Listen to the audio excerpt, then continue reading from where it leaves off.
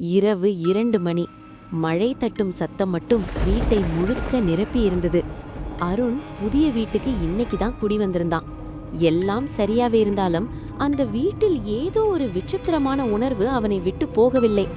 அவன் படுக்கையில் படுத்து கொண்டதும் மேலே இருந்த ஃபேன் மெதுவாக சுழன்றது. திடீரென்று அது நின்று போனது. அதே நேரத்தில் கிச்சன் பக்கம் யாரோ பாதம் வைத்து நடப்பது மாதிரி டக் டக் என்ற சத்தம் கேட்டது.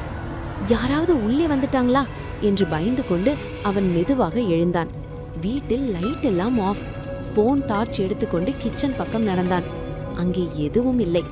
திரும்பி வரும்போது மிரர்ல அவன் ரிஃப்ளெக்ஷன் மட்டும் இல்லாமல் அவன் பின்னால் ஒரு பெண் நின்று கொண்டிருப்பதை பார்த்தான். அவள் முகம் முழுக்க கருப்பாக, கண்கள் மட்டும் வெள்ளையாக பிரகாசித்தது. அவன் உடம்பு நடுங்க ஆரம்பிச்சது. திரும்பி பார்க்க பயந்தான். மெதுவாக திரும்பினான். அங்கே யாரும் இல்லை. அவன் மீண்டும் மிரர் பக்கம் பார்த்தான். இப்போது அந்த பெண் அவன் அருகில் நின்று கொண்டு மெதுவாக அவன் காதில் சொன்னாள், "இது என் வீடு." அந்த நொடியிலே எல்லா லைட்ஸும் தானாக ஒளிர்ந்தது. அருண் கத்தி கொண்டு வெளியே ஓடினான்.